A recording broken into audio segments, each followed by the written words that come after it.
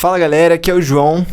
Muito bem, nesse vídeo eu gostaria de falar um pouco sobre minha estratégia de prova que eu utilizei no primeiro dia do Enem para ser aprovado em Medicina, né? Que foi aprovado em Medicina agora, nesse SISU de 2024. Então no Enem do ano passado eu fiz o melhor Enem da minha vida e eu tive a melhor estratégia possível no meu primeiro dia de prova, que me possibilitou aí garantir minha vaga na faculdade que eu sempre sonhei, que é a ESCS e tudo mais, e eu tô aqui para compartilhar com vocês a minha estratégia de prova. O que eu pensei para eu realizar minha estratégia de prova ali no primeiro dia do Enem. Estou aqui com o meu uniforme aqui da faculdade, do time da faculdade, que eu tenho muito orgulho em fazer parte, né? Mas vamos aí, sem mais enrolação, vamos partir pro vídeo. Não esquece de curtir, de comentar, de deixar o seu gostei aí, de falar o que você achou do vídeo, se faltou alguma coisa, se você vai fazer de algum jeito diferente, ou se você vai fazer a sua estratégia de prova de uma forma muito semelhante à minha. Por favor, deixe aqui que eu leio todos os comentários, eu respondo todos, eu tiro todas as dúvidas que eu consigo.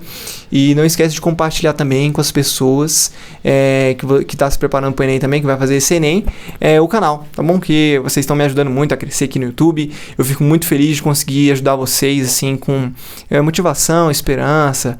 As minhas dicas, assim, são dicas tão simples, mas ajudam tantas pessoas que eu recebo mensagens, assim, no Instagram e aqui, até mesmo aqui no YouTube. Então eu fico muito feliz de poder participar e eu faço questão de compartilhar aqui as minhas ideias com vocês, por mais simples que elas sejam, tá bom? Então, vamos lá, vamos sem mais enrolação aqui partir pro vídeo. Então, estratégia Enem, primeiro dia eu anotei aqui numa folhinha, então eu vou ler aqui para vocês. Primeiro, ela é baseada em 3 princípios. Então, quais eram os princípios que eu tinha, assim, para minha estratégia de prova? Eu tinha que ter inglês no começo. Por que o inglês no começo? Porque, cara, inglês para mim é até uma coisa tranquila, assim, né? De entender o que a pessoa tá falando, de tentar arriscar algumas palavras, algumas frases, tentar uma conversação ali, ok. Agora, quando eu falava de fazer questão em inglês, cara, eu precisava de tempo, assim, para decifrar as palavras, para realmente fazer um processo de decodificação ali de cada palavra que eu estava lendo, do contexto que estava sendo pedido, o que as alternativas estavam falando. Então isso necessitava tempo e necessitava minha mente precisava estar descansada para isso. Então eu deixava o inglês no começo, porque eram só 5 questões, então era algo que eu precisava garantir, né? No Enem que eu passei, que foi no Enem de 2023, eu fiz todas as questões de inglês e gabaritei as 5 questões de inglês ali. Foram questões mais fáceis, eu achei, mas eu também estava muito treinado e eu acho que essa estratégia de prova me auxiliou bastante. Então, essa parte aqui do inglês no começo era muito importante para mim. Então, era esse o princípio, o primeiro princípio. O segundo princípio era, não que eles sejam hierarquizados, assim, eles são 3 que estão super relacionados com a minha estratégia como um todo, mas beleza. Eu precisava ter minha redação terminada, finalizada, passada limpo lá pro cartão resposta antes de 2h30 de acabar a prova. Então, para o fim da prova, né? Então, antes de 2h30 para o fim da prova. Por que precisava disso? Porque eu sabia que se o tempo da prova estivesse acabando e eu não tivesse finalizado minha redação ainda, não tivesse passado ela limpo com calma, tudo com calma, eu ia ficar ansioso. Ia querer correr, ia querer começar a atropelar as questões e não ia dar certo. E a redação terminada 2h30 antes do fim da prova, antes do término da prova, me dava tranquilidade em saber, cara, eu tenho mais 2h30 para fazer questões totalmente focado, ler, reler o quanto eu precisar. Lógico que não dava para enrolar tanto, mas assim, passar limpo o gabarito com calma. Então eu tinha esse é um dos meus princípios. Aconteça o que acontecer, minha redação tem que estar terminada 2h30 antes da prova acabar. Porque se o primeiro dia ele tem 5h30 de prova, 2h30, significa que você passou um bom tempo ali, 3 horas resolvendo a redação, passando ela limpa e tudo mais. Então já é mais que suficiente esse tempo para você ter finalizado ela e ter garantido ali sua redação, seu mais de 900 ali, se Deus quiser, né? E meu terceiro princípio era não travar. Como assim não travar, João? Cara, começou a escrever a redação ali, pontuou o projeto, não esqueceu alguma coisa do projeto de texto, travou, pula, vai para as questões. Fez 5 questões ali, travou em uma questão, respira fundo e pula, vai fazer redação de novo. Fez a redação, tal, escreveu, esqueceu do seu repertório, cara, não, travei, pula. Entendeu? Então, assim, no momento que você travar, você vai pular. Ah, João, então significa que eu nem vou pensar um pouco na questão que eu travar ali? Não, é lógico que você vai pensar. Você vai pensar, você vai conversar consigo mesmo, você vai balbuciar ali os seus argumentos, vai fazer ali tudo que você puder para acertar a questão, óbvio. Mas você não vai ficar, por exemplo, o que aconteceu nos meus Enems passados que eu não passei, foi que muitas vezes eu travava na minha redação. Então eu sabia o que escrever, só que eu ficava buscando as melhores palavras e aquilo não vinha, e eu ficava insistindo. E isso era ruim porque me deixava cansado e acabava que não me ajudava. Entendeu? Então, por isso que eu deixei isso como um princípio. Cara, onde eu travar, eu vou pular, porque eu sei que quando eu travar, eu preciso de uma coisa diferente pra minha mente. Então, eu preciso deixar aquilo que ficou travado na minha mente, ali sendo elaborado no meu subconsciente, mas eu preciso trazer o meu foco para alguma coisa. Porque à medida que o tempo passa, você vai cansando. Então, você precisa aproveitar essas 3 horas iniciais da prova, essas 4 horas iniciais da prova, para realmente fazer o máximo que você puder. Então, não travar, principalmente nesse primeiro dia, é essencial, né? Por segundo dia também, mas aqui esse vídeo é focado na estratégia do primeiro dia, beleza? Então é isso. Então, tá, beleza, peguei a prova ali. Peguei a prova, já deu aquela ansiedade, porque vai ter que vai ter que tirar ali o cartão resposta, né? O gabarito. Então você vai ter que ter muita calma ali, vai respirar fundo, vai fazer uma oração em cima da prova e tal, vai ficar mais tranquilo e vai com toda a calma do mundo ali pegar o gabarito, né? Cuidado para não rasgar, aqueles cuidados todos. Faz o que você puder ali de dobrar ao máximo para puxar. Cara, isso me deixava muito ansioso, me deixava muito nervoso assim, mas pegou a prova, fez isso. Pô, leu ali, viu que tem todas as páginas, aquele negócio todo, deu aquele check, viu que tá tudo ok? Beleza, espera. Tocou o sinal, pode abrir a prova, pode começar? Então, primeiro o que eu fazia? Eu sei que eu tenho que finalizar o inglês no começo, mas a redação para mim é muito importante, então já é direto no tema e já tentava fazer um brainstorm ali. Eu abria e lia o tema e tudo mais, e já começava a pensar algumas coisas ali separadas, tal, pontuava mesmo, tentava já lembrar o meu projeto de texto relacionado à minha introdução, porque a introdução aqui vem primeiro, né? Então, cara, na minha introdução tem que ter um repertório para iniciar, depois tem que ter eu tenho que relacionar o meu repertório com o tema do texto, que é esse aqui. E daí eu tenho que trazer meus argumentos. O que eu posso argumentar aqui? Eu já ia pensando nisso rapidão. E depois que eu pensava nisso, eu já fazia aquele rascunho, né, do meu projeto de texto, eu ia para as questões de inglês. Então eu fazia as questões ali de inglês com muita calma.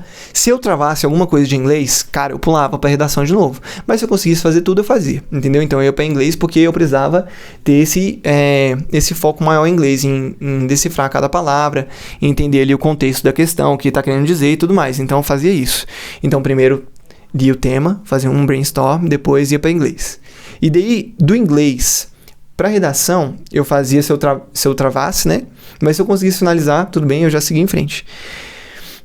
Depois disso, depois que eu fizesse ali as minhas questões de inglês, eu ia para redação, eu lia os textos motivadores e pontuava ali os meus repertórios. Então, se eu lembrasse, por exemplo, lembrei do Império Romano, aqui que está relacionado, então eu já deixava ali. Lembrei da ditadura, cara, é um momento que isso aqui estava presente também. Então, eu ia lá e, cara, esse filósofo aqui, ele fala alguma coisa sobre isso, então eu vou lá e escrevi o nome.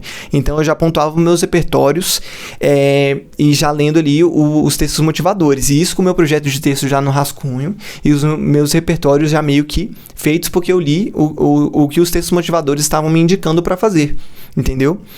E daí, beleza, depois que eu fizesse isso, eu ia respirar tudo mais, fazendo tudo isso, respirando muito bem, eu ia para 10 questões de humanas ou 10 questões de linguagens. Vai da prova que você se dá melhor, assim. Eu lembro que eu ia alternando entre elas, porque eu pensava assim, cara, eu sei que as questões de humanas, elas são mais curtas e mais diretas, e eu sei que eu consigo fazer humanas em 1h30, muito bem feito, assim.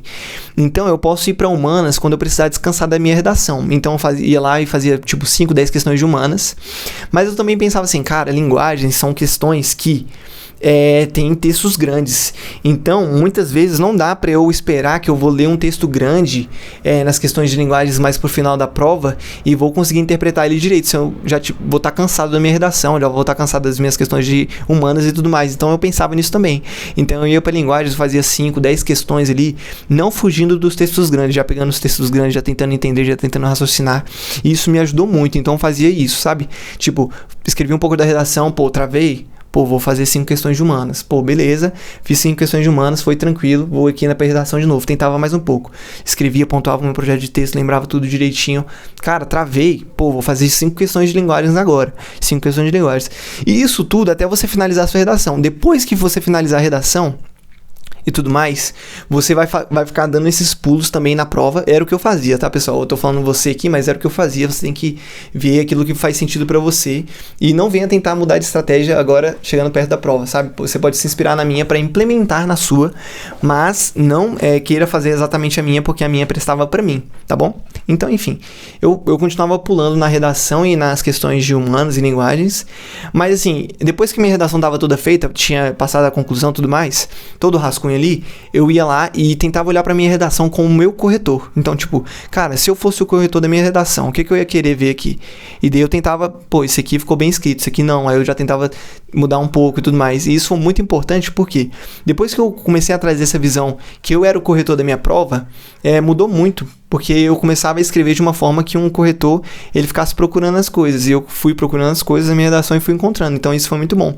Acho que foi isso que me garantiu 983 anos aí fazendo Enem, né? E, enfim, então isso era muito importante. Eu fazia, 5 questões de linguagens, um pouquinho de redação, corrigia a redação, escrevia a redação, mais 5 questões de humanas, corrigir a redação e tudo mais.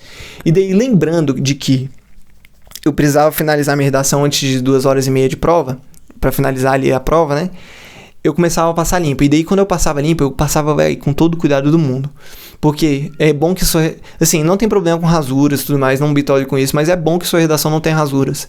É bom que sua redação tenha uma letra grande, boa, bem legível pro corretor, para facilitar a vida do corredor, entendeu? Do corretor. E isso é muito importante, porque seu corretor ele tem meio que, 3 minutos, menos que 3 minutos para ler sua redação. Se você escrever com uma letra feia, uma letra pequena e tudo mais, isso pode atrapalhar ele a ler, e a leitura ali do seu texto pode ficar comprometida, e ele te dá uma nota ali, tirar sua nota, porque achou que seu texto não teve coesão, coerência suficiente, justamente por conta dessas coisas. Enfim, eu não sei, mas eu tinha esse cuidado, entendeu? Então eu fazia isso, e eu sabendo que eu tinha que terminar a redação, eu ia passando ela a limpo com todo o cuidado do mundo. Então, por exemplo, eu passava uma frase, depois fazia mais questões, depois eu passava outra frase ou 2 frases, ou finalizava ali um parágrafo, depois eu ia para questões. Eu gostava de fazer isso porque me mantinha muito focado na prova, porque eu não ficava muito tempo em uma coisa só, sabe? Eu já tinha que ficar muito tempo sentado, eu já tinha que ficar muito tempo olhando para um papel. Se eu conseguisse mudar ali o meu foco, me deixava muito bem, sabe, isso. E então eu levei isso pro dia da prova e foi muito bom. Então eu fiz exatamente isso e foi fazendo desse jeito, baseado nesses princípios e nessa estratégia de prova, que eu consegui realmente ali tirar a melhor nota da minha vida, né? E assim, eu tenho agora umas dicas finais para passar para vocês, que trabalhe com metas. Então, por exemplo, como assim metas? Vou ficar me cobrando na hora da prova? Não. É assim, no sentido de, cara, eu vou escrever esse parágrafo inteiro. Então eu tentava escrever o parágrafo inteiro. Minha introdução inteira. Se eu travasse, eu não ia me culpar. Eu ia voltar lá e ia fazer questões. Mas a minha meta de tentar escrever tudo já me deixava mais instigado. Então, por exemplo, trabalho com metas, por exemplo, relacionadas às questões. Então, cara, vou fazer 10 questões de humanas aqui super focado, velho. Super focado. Então, ia lá e fazia. Beleza, respirei. Beleza, agora eu vou escrever 2 frases aqui desse desenvolvimento. Então, ia lá e escrevia 2 frases do desenvolvimento. Se eu tivesse me sentindo bem, pudesse continuar, eu continuaria. Mas se eu não tivesse, assim, quisesse ir lá e fazer mais questões, eu ia lá e fazer mais questões, focado, entendeu? Então eu trabalhava com essas metas porque à medida que eu falava e eu cumpria, isso me dava uma sensação de que eu estava realmente dando o meu melhor ali, e era exatamente isso que estava acontecendo, né? Muito bom. E daí, uma dica que eu tenho pra falar aqui também é: não mude o plano na hora. Se você treinou do jeito que você tava treinando aí ao longo desse ano, se você treinou de determinado jeito, não vai chegar na hora e vai fazer, cara, eu vou fazer 40 questões de humanas de uma vez, 20 questões de linguagem, depois eu vou fazer a redação toda. Se você nunca treinou isso, não faça. Cara, deixa o plano bem esquematizado e realiza ele no dia da prova, porque só assim você vai conseguir realmente fazer a prova ali no tempo, fazer a sua redação com calma, e isso que é importante. Mas assim, atrelado a isso, eu espero que você tenha um plano B também. O meu plano B era baseado nos meus princípios. Cara, eu não vou deixar inglês por último, e eu não vou deixar a redação pra eu passar ali quando estiver acabando a prova. Eu tenho que passar a redação muito tempo antes, aconteça o que acontecer. Então, por exemplo, Deus me livre, não vai acontecer com vocês, não aconteceu comigo, né? Mas me embananei aqui nas questões, me embananei aqui na redação. Cara, eu vou terminar a redação mais rápido que eu conseguir, porque eu não posso me deixar fazer isso depois, porque senão eu vou ficar mais ansioso ainda. Então eu terminava a redação, entendeu? E não travava também. Então, baseado nisso, eu pontuava meu plano B. Tá, se alguma coisa não der certo, pelo menos a redação eu vou terminar muito antes, e as questões de inglês, porque depois ali eu posso até ler uma questão rapidão ali, meio que pulando as palavras, e conseguir acertar, marcando a alternativa correta. Mas você não consegue escrever sua redação com toda a calma do mundo rapidão, entendeu? Com o tempo acabando. Então não façam isso, pelo amor de Deus. Então, basicamente era essa minha estratégia e essa estratégia que eu utilizei para ser aprovado. Espero que esse vídeo tenha sido proveitoso para você, espero que tenha dado boas ideias. E curte esse vídeo aqui, compartilha com as pessoas que você acha que esse vídeo vai ajudar. E não esquece de comentar aqui no vídeo o que você achou. Você achou que essa estratégia fez sentido? Achou essa estratégia uma bagunça? Como é que é a sua estratégia? Compartilha aí que eu respondo todos os comentários. Eu vou tentar tirar a dúvida de vocês também. Enfim, pessoal, vamos com tudo para esse Enem aí. Tô muito feliz. E eu espero que dê certo pra vocês, viu?